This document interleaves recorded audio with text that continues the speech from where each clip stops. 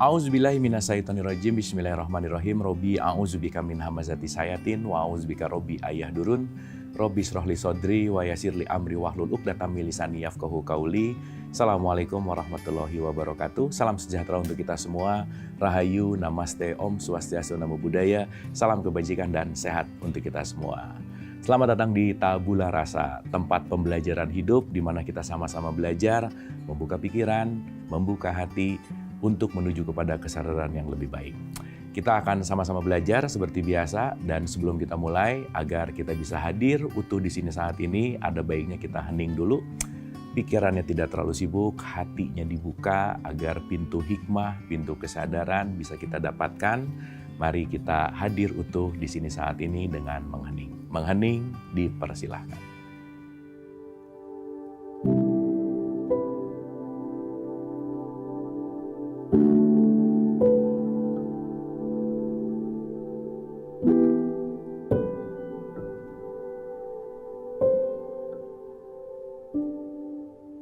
Selesai? Terima kasih, semoga kita sudah ada di halaman yang sama, energi, vibrasi, frekuensi yang sama, dan kita siap sama-sama belajar dan mudah-mudahan menuju kepada kesadaran yang lebih baik.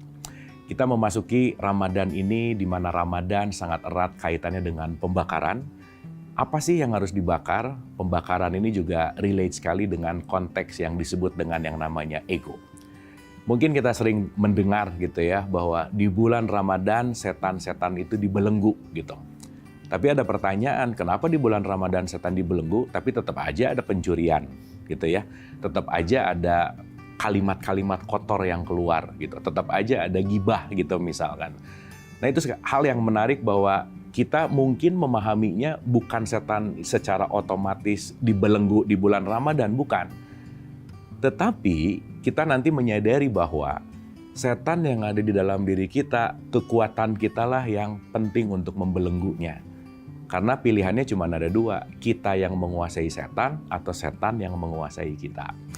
Dan selalu berbicara masalah ego, hal yang paling terpenting, hal yang paling esensial, setiap manusia itu tidak pernah punya masalah dengan siapapun dan apapun, kecuali sama egonya.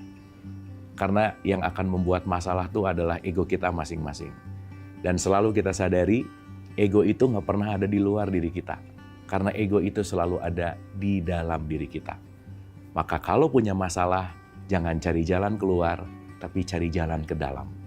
Dan Ramadan adalah wahana di mana kita dilatih untuk meniti ke dalam diri, masuk ke dalam diri, mengenal ego, dan disitulah kita akan menguasai ego itu. Jadi Ramadan adalah membakar ego, konsep di mana setan dibelenggu, bukan otomatis setan langsung dibelenggu, tetapi kita yang menguasai ego kita, supaya ego kita tidak mendominasi diri ini.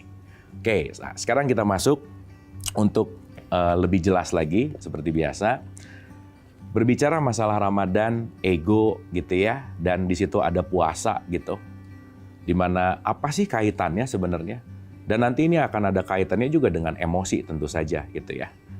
Yang kita tahu dan yang kita sadari bahwa pernah nggak kita merasakan bahwa aku ini orangnya emosian gitu misalnya gitu ya. Emosinya tinggi dan seterusnya. Nah ternyata bukan masalah emosi tinggi atau apapun, tetapi kembali kepada kebiasaan kita memilih dalam melakukan apa. Jadi ingat ya, we are what we repeat.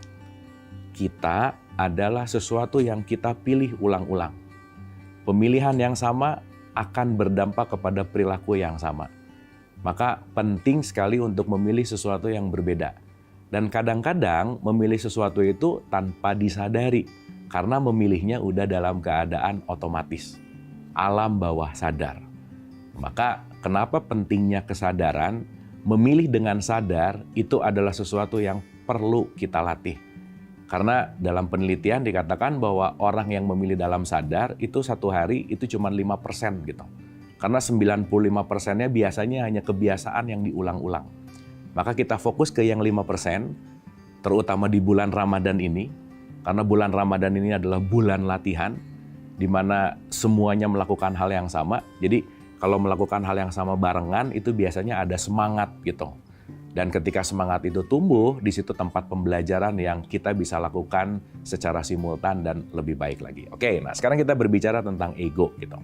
Ada poin penting kalau kita kaitkan, ada statement yang namanya saitan. Saitan itu dari kata sayatin yang artinya menjauhkan. Menjauhkan dari apa? Dari kasih sayang Allah. Menjauhkan dari apa? Dari Allah itu sendiri. Kita sederhanakan, menjauhkannya dari apa sih sebenarnya? Dari kesejatian diri kita gitu. Maka ego itu sering disebut dengan yang namanya diri ilusi kita, bukan diri yang sejati. Nah, dalam konteks ini kita berbicara masalah ego, tentu saja kita udah pernah bahas tentang kenapa sih perlu ada setan di dalam kehidupan ini. Kenapa Allah menciptakan setan? Karena setan itu adalah dalam tanda petik sparring partner kita dalam hidup gitu. Dia pelatih kita untuk lebih sadar dalam kehidupan. Maka setan itu intinya adalah sifat. Setan itu adalah intinya perilaku kita gitu. Maka kalau kita berbicara masalah setan ini, ada satu statement yang sangat penting untuk kita renungkan. Barang siapa mengenal setannya, dia akan mengenal Tuhannya. Barang siapa mengenal dirinya, dia akan mengenal Tuhannya. Yang artinya ketika dia menguasai egonya, menguasai emosinya, dia akan benar-benar bisa masuk ke dalam kesadaran yang lebih baik. Nah, saya kasih contoh. Di dalam Al-Quran, di surat 12 ayat 53, itu ada satu statement bahwa ego selalu mengajak kita jauh dari realitas. Selalu mengajak kita jauh dari Allah. Selalu mengajak kita jauh dari kasih sayangnya. Maka ada dua poin penting. Ketika kita menyadari bahwa kesadaran kita yang sejati itu, diri kita yang sejati itu adalah ruh. Ruh itu Allah, Allah itu sifatnya adalah kasih sayang. Jadi bahasa sederhananya, secara simpel, kalau egonya naik, dalam tanda petik, sifat ilahiyahnya jadi turun, gitu kira-kira. Jadi ketika ego sedang menguasai diri, maka kesejatian kitanya lagi tidak aktif di situ. Gitu ya. Maka ketika Allahnya dihadirkan, apa yang harus dilakukan? Bagaimana kita menurunkan ego? Maka Ramadan adalah wahana tempat kita menurunkan ego. Nah, sekarang yang jadi pertanyaan, apa sih yang harus kita lakukan? Salah satunya nanti ego ini akan sangat erat kaitannya dengan emosi gitu ya kira-kira. Jadi menarik nih, puasa sih, nggak makan, nggak minum sih, tapi kenapa jadi emosian banget gitu? Jadi sensi banget gitu misalnya, sensitif banget gitu. Yang seharusnya ketika kita berpuasa, ya tentu saja sensitivitas emosinya juga penting untuk kita dalam tanda petik kontrol gitu. Jadi nanti kita mengerti bahwa tidak makan dan tidak minum itu bukan urusan melaparkan diri, bukan.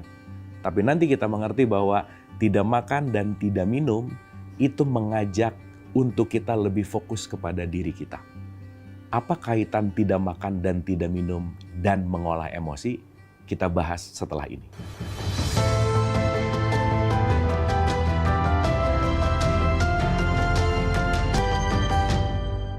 Masih bersama saya Bu Marlo, mari kita lanjutkan pembelajaran. Emosi atau ego itu akan selalu hadir kalau ada kaitannya dengan aku. Ini penting banget. Saya kasih contoh. Kalau mobil tetangga ketabrak, mungkin nggak akan ada rasanya di dalam diri kita. Tapi mobil kita yang ketabrak, yang ditabrak mobil, tapi yang bisa sakit hatinya. Berarti ada konektivitas antara mobil dan aku. Maka ketika nanti keakuannya tinggi, ego akan menyebabkan egois. Maka yang penting aku, yang penting aku. Maka ketika aku yang dikedepankan, di situ kita akan meningkatkan volume ego. Artinya, semakin ego diberikan nutrisi, semakin ego dikasih makan, maka dia akan semakin membesar. Ya, balik lagi ya. Segala sesuatu yang dikasih makan kan pasti bertumbuh gitu. Intinya, yang mau dikasih makan tiap hari egonya atau kesabarannya. Egonya atau kesadarannya. Itu adalah pilihan. Nah, jadi pada dasarnya titik beratnya ada di aku itu sendiri gitu. Nah, sekarang kita renungkan. Ketika ada sesuatu hal yang berkaitan dengan aku, itu tergantung dari bagaimana kita melakukan yang namanya reaksi. Dan ini penting banget nih. Penting banget. Jadi, kita tidak bisa mengatur apa yang datang ke kita. Semua kejadian yang datang ke kita, 1 jam yang akan datang, 2 jam yang akan datang, kita nggak pernah tahu apa yang akan terjadi kepada diri kita. Maka, mari kita mulai belajar fokus kepada apa yang bisa kita kontrol. Karena yang datang ke kita itu nggak bisa kita kontrol. Tapi yang penting adalah reaksi terhadap yang datang kepada kita, itu yang penting untuk kita jaga dan kita kontrol. Maka secara esensi, berbicara masalah Ramadan, intinya adalah bagaimana kita melatih bereaksi terhadap sesuatu yang datang ke dalam kehidupan kita. Maka dalam konteks melatih reaksi, tentu saja ini perlu yang namanya latihan. Artinya, bagaimana kita bereaksi terhadap sesuatu tergantung kebiasaan kita memilih apa dalam setiap reaksi. Nah, nanti kita mengerti kenapa sih di bulan Ramadan kegiatan ritualnya tuh diperbanyak gitu. Ada sahur, ada tarawih, ada tadarus, bahkan tadarusnya lebih banyak lagi, lebih banyak lagi, lebih banyak lagi. Itu tujuannya cuma untuk satu sebetulnya. Untuk lebih menyibukkan kita terhadap diri sendiri daripada faktor eksternal. Untuk lebih membuat komunikasi dan koneksi antara diri kita dengan diri sendiri. Maka saya kasih contoh sederhana. Begitu kita tiap hari makan dan minum, yang secara normal mungkin sehari 3 kali atau 4 kali. Lapar, makan, haus, minum. Lapar, makan, haus, minum. Dan kita memberikan nutrisi terhadap haus dan lapar kapanpun dan dimanapun kita mau gitu. Tapi balik lagi nih, sesuatu yang terus dikasih nutrisi dia akan bertumbuh dan berkembang. Mungkin kita perlu menjaga jarak kapan kita makan dan kapan kita minum. Yang terpenting adalah dalam bereaksi ini kita mengambil yang namanya jarak. Nanti kita mengerti bahwa jarak ini penting banget disebut sebagai momen yang namanya jeda. Nah, saya kasih contoh supaya sederhana. Dan mungkin ini nanti kita bisa sama-sama kontemplasikan. Ketika kita merasakan sebuah emosi atau perasaan di dalam diri kita, jangan lupa, tidak pernah ada perasaan yang salah. Yang mungkin salah adalah actionnya atau tindakannya. Saya kasih contoh sederhana. Mungkin ngelihat orang nih agak-agak nyebelin, ada perasaan. Nyebelin banget sih, itu perasaan. Tapi bukan berarti begitu ngelihat orang nyebelin langsung ditonjok gitu kan, bukan gitu, nggak gitu intinya. Berarti kita perlu ada jarak antara perasaan dan action, antara perasaan dan reaksi. Disitulah pentingnya kita menjeda atau berjarak gitu. Nah, contoh sederhana, supaya nanti ini kita jadikan bahan latihan. Jadi Ramadan ini, puasa ini bukan hanya fokus nggak makan nggak minum gitu ya kira-kira. Dan itu juga sebetulnya untuk latihan gitu. Tidak makan dan tidak minum secara esensi itu melemahkan faktor fisik. Dan melemahkan faktor fisik sebetulnya menurunkan tenaga dalam tanda petik. Jadi kalau tenaganya turun, kita sebaiknya belajar untuk memanage tenaga ini disalurkan kemana gitu. Jadi mungkin kalau tiap hari kita makan bebas gitu ya, dan mungkin tidak ada limitasinya, ya mungkin kita akan menyalurkan ke marah, ke benci, ke bete, ke apapun gitu kira-kira. Pada saat kita berpuasa, energi sangat terbatas. Oleh karena itu, kita harus pandai-pandai menyalurkan energi kepada sesuatu yang sangat bermanfaat. Sebagai contoh, di luar puasa kita makan minum kapanpun dan dimanapun. Jadi kalau lapar dikit bisa makan, haus bisa minum. Tapi ketika berpuasa kita cuma punya satu kesempatan sahur dan setelah itu buka puasa. Jadi antara sahur dan buka puasa ini kita tidak dimasukkan nutrisi penambah energi secara fisik. Artinya, mari kita mulai renungkan bahwa pembelajaran puasa ini bukan hanya urusan gak makan gak minum. Tetapi dengan energi yang terbatas, kita dilatih untuk bagaimana memanage, mengeluarkan energi ke tempat yang bermanfaat. Apakah saya perlu marah? Apakah saya perlu naik darah untuk jadi teriak gitu misalkan? atau apapun deh yang kaitannya sama emosi dan ego gitu kira-kira.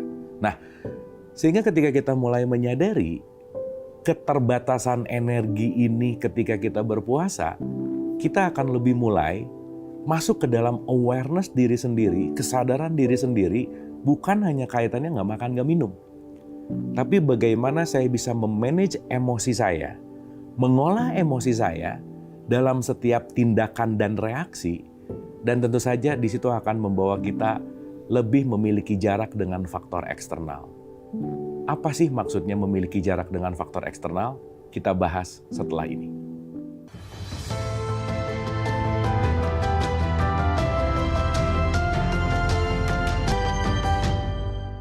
Masih bersama saya Bu Marlo, mari kita lanjutkan pembelajaran. Baik, kita kembali dulu ke aksi dan reaksi. Sekali lagi, mari kita fokus kepada yang bisa kita kontrol, dan mari kita benar-benar kontrol apa yang seharusnya, karena sekali lagi, ketika kita berpuasa di bulan Ramadan ini, limitasi energi kita benar-benar penting untuk kita keluarkan energi itu ke tempat yang sangat bermanfaat. Oke, sekarang kita renungkan begini. Kalau kita berbicara ada faktor eksternal, eksternal ini kalau ada kaitannya sama aku, itu pasti akan memancing emosi, pasti. Karena segala sesuatu urusannya dengan aku. Jadi apapun urusan yang nggak ada akunya, itu nggak akan memengaruhi gitu. Nah, emosi itu nanti akan memengaruhi dalam konteks yang namanya reaksi. Saya mau ngomong apa, saya mau membentak, saya mau senyum, saya mau marah, itu tergantung dari pancingan emosi yang datang. Yang menarik adalah ketika sesuatu datang, itu berimpact kepada dua poin penting. Yang pertama, yang disebut dengan yang namanya nalar kita, atau akal kita, atau kesadaran kita. Yang kedua, dia akan masuk langsung ke dalam emosi. Jadi kalau ada sesuatu yang nempel ke emosi langsung, biasanya dia meng-hijack ini, melewati nalar kita, pasti yang keluar adalah sesuatu hal yang buruk gitu. Nah, disitulah kita perlu yang disebut dengan yang namanya saum, atau puasa, atau hening, atau berjarak. Disitulah kenapa setiap momentum ibadah di bulan Ramadan, itu sebetulnya menjarakkan kita dengan aksi yang tanpa sebuah kontemplasi gitu. Ketika kita hening sejenak, kita bisa mulai berpikir lebih jernih gitu kira-kira. Berarti yang terpenting dalam reaksi ini adalah jedanya atau jaraknya. Maka kenapa sih di bulan Ramadan itu digaungkan untuk baca Quran, digaungkan untuk hataman, ditambah dengan ibadah-ibadah sunnah. Nanti juga ada itikaf misalkan. Nanti juga di situ ada tarawih gitu misalkan. Sahur. Kita disibukkan dengan semua ritual yang pada dasarnya masuk dan meniti ke dalam diri kita untuk kita punya jarak yang signifikan dengan faktor eksternal. Gitu ya. Nah, artinya di sini ada pengolahan emosi. Di sini ada pengolahan, mulai ada jarak bahwa misal, begitu melihat sesuatu, yuk kita mulai belajar menjeda nih. Apakah saya perlu membalas pesan ini? Bagaimana saya merespon segala sesuatu? Begitu kita semakin punya jarak, semakin kita akan memandang sangat jelas sekali gitu. Maka Ramadan itu sebetulnya adalah bagaimana kita membuat jarak dengan emosi-emosi kita yang mungkin biasanya karena energinya full terus, ada sesuatu reaktif banget gitu. Ada dikit marah dulu gitu. Ada sesuatu putuskan dulu. Karena kan biasanya menyesal itu di belakang gitu ya. Dalam konteks bahwa begitu ngomong baru mikir nih, oh iya ya, ucapan saya jangan-jangan nggak bagus. Tapi begitu kita terlimitasi energi, di situ kita mengolah emosi. Justru sebelum kita berbicara, mulai direnungkan. Ucapan saya impact-nya terhadap orang yang mendengar baik nggak ya? Apa sih kaitan ucapan saya dengan reaksi orang lain gitu? Nah, saya rasa kontemplasi ini yang sangat-sangat penting untuk kita lakukan sebagai sarana latihan di bulan Ramadan ini. Terlepas dari kita mungkin hanya biasa nggak makan, nggak minum, tapi mungkin juga kita perlu menjeda nih. apa yang kita lakukan, apa yang kita posting misalkan di media sosial, apa yang kita feedback dari semua komentar-komentar yang kaitannya dengan faktor eksternal. Nah, mungkin ini sedikit tips di era media sosial gitu ya, di mana kita saat ini sangat sulit untuk berjarak dengan gadget kita masing-masing. Karena ya semua kegiatan hidup sekarang semuanya udah ada di dalam genggaman kita gitu intinya. Jadi mungkin hal yang bisa kita lakukan dalam mengolah emosi di bulan Ramadan ini dengan mungkin metode yang bisa kita latih, sebisa mungkin selepas bangun tidur itu tidak langsung berhubungan sama gadget kita gitu.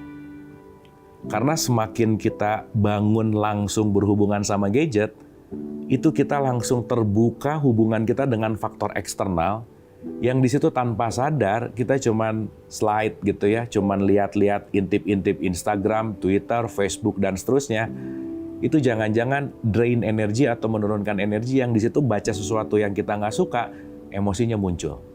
Baca sesuatu yang nggak cocok, pengen komen dan seterusnya. Jadi di era modern sekarang, di era media sosial sekarang, mungkin salah satu tantangan terbesarnya adalah bagaimana kita berjarak dengan gadget kita masing-masing. Jadi saya rasa dalam kontemplasi ini, hal yang penting ketika sahur misalkan, sahur lepas dulu dari gadget, benar-benar mau melakukan tafakur, mau melakukan meditasi, mau baca Quran, mau belajar apapun, tapi intinya adalah bagaimana kita tetap aware terhadap diri kita, bagaimana kita tetap bisa mengenal ego kita, yang akhirnya kita bisa terus-menerus mengolah emosi kita. Karena balik lagi nih, kembali kepada pesan puasa. Ya ayyuhalladzina amanu kutiba alaikumusiyam. Kama kutiba alaladzina min qablikum la'alakum tattaqun. Ingat, target akhir dari puasa bukan tidak makan dan tidak minum, tetapi menuju kepada ketakwaan itu sendiri. Dan jangan lupa, ketakwaan poin nomor 1 adalah bagaimana kita melepaskan kemelekatan. Dengan bersedekah baik lapang maupun sempit. Dan yang kedua, bagaimana kita kontrol amarah, termasuk mengolah emosi. Jangan biarkan energi yang terbatas ini disalurkan kepada sesuatu yang merugikan. Dan puncaknya, ini adalah jalan kebahagiaan untuk kita semua. Bagaimana orang yang mengolah emosi, maka dia akan menjadi orang yang pandai memaafkan kesalahan siapapun.